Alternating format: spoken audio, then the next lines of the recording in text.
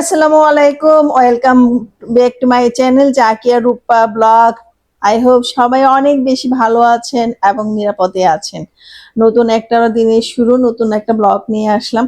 আর আজকে ভাবছি কি জানেন, আজকে ভাবছি সবাই আমের আচার বানানো শেষ হয়ে গেল, অথচ আমি কোনো আমের আচার বানালাম না। তো আজকে ভাবছি যে আপনাদের সাথে আমি আজকে একটা আমের আচারের রেসিপি শেয়ার করব। তো এই বছরে হচ্ছে শুধু ওই আমটাই বানাবো, আদারওয়াইজ আর কোনো আচার বানানোর প্ল্যান এখনো নাই। তো একটা আমের আচারই বানাবো। তো আম কিনে রেখেছিলাম হচ্ছে 2 দিন আগে আম কিনে রেখেছিলাম, বাট আম ছুলানোর জন্য হচ্ছে আচার আচার বানানো সম্ভব হচ্ছে না। তো যাই হোক, আজকে সকাল সকাল হচ্ছে যে আচার হচ্ছে আম কেটে দিছি, কেটে ফেলছে, তো আচার বানাবো। তো আপনাদের সাথে হচ্ছে সেই আচারের রেসিপিটাই আজকে শেয়ার করব। আর এই যে দেখুন, আমার বাসায় একটু কিছু কাজ করিয়েছিলাম, এই জিনিসগুলো একটু ড্যামেজ হয়ে গিয়েছিল। এদিক দিয়ে যখন ছাদ থেকে পানি পড়ছিল তখন আমার একটু ইন্টেরিয়র একটু ডিজাইনে হচ্ছে নষ্ট হয়ে গিয়েছিল। এবং ছাড় পোকা এই মানে ইন্টেরিয়রের কাজগুলো এরকম যে পানি যদি লাগে তাহলে হচ্ছে সমস্যা, আদারওয়াইজ কোনো সমস্যা না। তো আমি যে এই পাশে দিয়ে হচ্ছে কিছু সিলিং করেছিলাম, ওই সিলিং গুলো হচ্ছে পানিতে হচ্ছে উই পোকা হয়ে গিয়েছিল। এই উই পোকা রিমুভ করার জন্য আবার প্রেস কন্ট্রোল করানো হয়। তো এখন ছাদটি করানো হয়েছে। তো এখন হচ্ছে আপনাদের সাথে শেয়ার করব। এই যে মিস্ত্রিরা একটু আগে গেল, তো ওনারা হচ্ছে এগুলা ঠিকঠাক করে দিয়ে গেছে, এখন হচ্ছে রঙের কাজ বাকি। তো বাসায় হচ্ছে টুকটাক কিছু কাজ করাচ্ছি, কয়েকদিন আগে একটু রান্নাঘরের কাজও করাই। তো রান্নাঘরের আরেকটু কাজ বাকি আছে, আর এইটুক কাজ করাইলেই হচ্ছে শেষ, মোটামুটি আমার কাজ শেষ। আর যে টিভি টিভি কিনছি, 3 বছর হচ্ছে ওয়ারেন্টি ছিল, ওয়ারেন্টিও শেষ, টিভির প্যানেলও শেষ হয়ে গেছে। এই জন্য মনটা খুব খারাপ, আবার নতুন করে টিভি ঠিক করাতে হবে। আর ওভেনটা কিনছিলাম, ওই দিন ওভেন কিনতে গেছিলাম আপনার বনানীতে। তো ওভেন কিনছি, কেনার পর হচ্ছে এখনো আনি নাই, বললো যে ওদের ওদের স্টকে যেগুলা ছিল সেগুলা হচ্ছে ড্যামেজ, তো ওনারা দিতে পারলো না, এখন অন্য মডেল নিতে হবে। তো আমি আমার কাছে অন্য মডেলগুলা পছন্দ হয় নাই, দ্যাটস ওয়াই হচ্ছে আমি বললাম যে যেভাবেই হোক ম্যানেজ করে ওইটাই আমাকে দেন। তো সারা বাংলাদেশে ওদের যে শোরুমগুলো আছে বা ডিলাররা আছে, ওনাদের সাথে হচ্ছে যোগাযোগ করে যদি পায় তো আমাকে দিবে। তো একটু আগে ফোন করেছিল যে হ্যাঁ একটা পাওয়া গেছে, তো এটা হচ্ছে দিবে। তো দিলে তো হলোই, এই অবস্থা।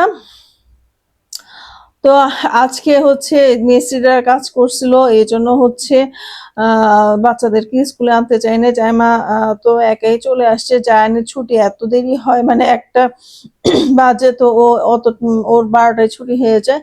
তো আজকে ও হচ্ছে একাই বাসায় চলে আসছে। আর আজকে হচ্ছে ড্রাইভারকে পাঠিয়েছি যে নিয়ে আসার জন্য বাচ্চাদেরকে। তো ঠিক আছে, চলুন যাই কিচেনে, আর আপনাদের সাথে শেয়ার করি আজকে কিভাবে হচ্ছে মিস্ত্রিরা কাজ করেছে।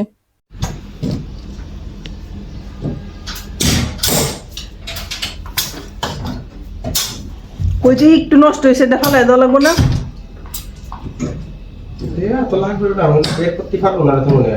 হ্যাঁ,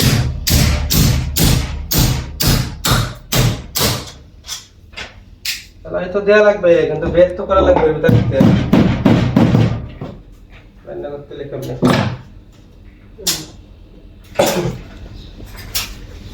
ওই বাসার কাজ কি তোমরা করছিলা? ওই যে গুলশান দিয়ে এই বাড়ি বসুন্ধরাতে যে করছিল, বসুন্ধরা? হ্যাঁ, আমরা করছিলাম।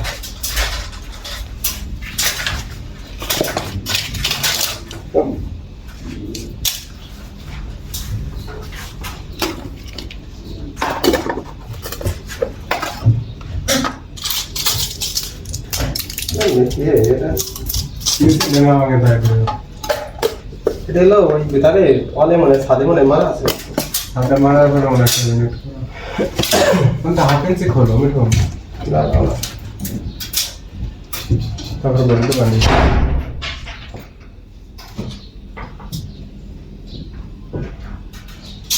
আমের মুরব্বা বানাবো। তো আমের মুরব্বা বানাতে হলে কিন্তু শক্ত আটি পরিপক্ক আম প্রয়োজন হয়। তো আমার আমগুলা হচ্ছে খুব বেশি পরিপক্ক ছিল না, তো মোটামুটি ছিল। তো এখন হচ্ছে আমগুলা হচ্ছে আমি ২ ফালি করে কেটে নিয়েছি। এখন হচ্ছে ২ টা টুথপিকের সাহায্যে এগুলাকে হচ্ছে ছিদ্র করে নিব, যেন আ সবটুকু চিনি এটার ভিতরে যায়।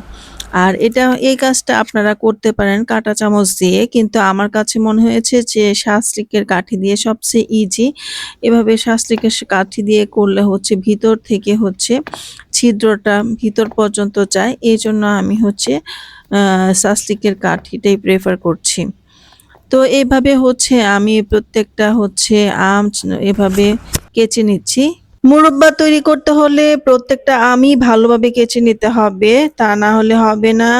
আর হচ্ছে পানিটা ঝরিয়ে নিতে হবে, কোনো পানি থাকা যাবে না। ভালোভাবে মুছে তারপরে হচ্ছে আমাদেরকে মুরব্বাটা তৈরি করতে হবে।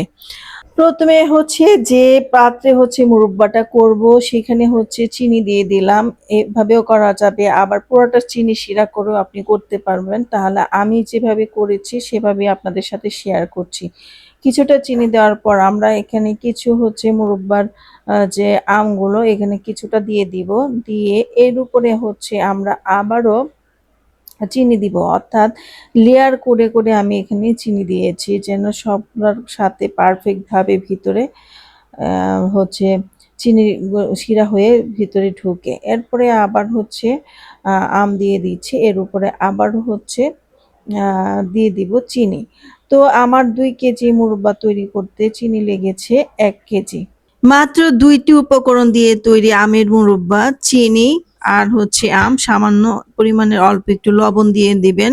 আর এটা অল্প আছে বসিয়ে রাখবেন, আর কোনো কাজ নেই। যখন একটা তারের মতো হবে তখন হচ্ছে এটাকে নামিয়ে নিব। দেখুন আমার আমের মুরব্বার কালারটা কিরকম আসছে, কতটা ইয়ামি একটা লুক হয়েছে। আর আমি এখান থেকে একটা আম নিয়েছি আপনাদের সাথে শেয়ার করার জন্য যে আমের মুরব্বাটা কেমন হয়েছে।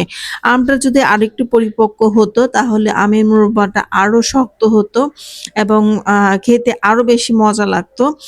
এটাও অনেক মজা হয়েছে। আমি তো গরম গরমই খেয়ে নিচ্ছি। মনে হচ্ছে যে মাত্র এই কয়টা আমের আচার দিলাম। ২ কেজি আমের আচার মনে হচ্ছে যে ১২টা আমের আচার এখানে দিয়েছি। তো মনে হচ্ছে যে আরেকটু বেশি করে বানালে ভালো হতো। তো দেখুন এই যে আমার ফাইনাল লুক, খেতে অনেক মজা হয়েছে। আপনারা ট্রাই করতে পারেন। তো আমি হচ্ছে আমার আমের মুরব্বাটা আমার কাছে এত মজা লাগে, খুবই মজা লাগে, আমি খুবই পছন্দ করি। এইজন্য হচ্ছে এই বছর শুধু এই আচারটাই আমি বানালাম। যদি আপনাদের রেসিপিটা পছন্দ হয়ে থাকে, খুবই সিম্পল এবং খুবই সহজ, অল্প কিছু উপকরণ দিয়ে হচ্ছে এই আমের মুরব্বাটা তৈরি করা হয়। তবে আরো কিছুদিন পর মনে হয় তৈরি করলে আমের মানে আটিগুলা পরিপক্ক হবে, আমটা আরেকটু পরিপক্ক হবে, তাহলে মুরব্বাটা আরো বেশি ভালো হবে এবং দীর্ঘদিন সংরক্ষণ করা যাবে। আর এখানে হচ্ছে আমরা যে চিনিটা ইউজ করেছি, চিনিটা হচ্ছে প্রিজারভেটিভ হিসেবে কাজ করেছে। এখানে কোনো সিরকা বা কোনো কিছুই প্রিজারভেটিভ হিসেবে দিই নেই, শুধু চিনিটাই এখানে প্রিজারভেটিভ হিসেবে কাজ করেছে। আর সামান্য পরিমাণে লবণ দিয়েছি, যেটুকু না দিলেই না, টেস্টের জন্য সামান্য পরিমাণ লবণ দিয়েছি। তো আমি তো মজা করে খেয়ে নিয়েছি, আপনাদেরকে রিভিউটা দিয়ে দিলাম, খুবই ইয়াম্মি হয়েছে খেতে। আরও একটু দেখাই, এই যে একটু আপনাদের সাথে শেয়ার করি। এই যে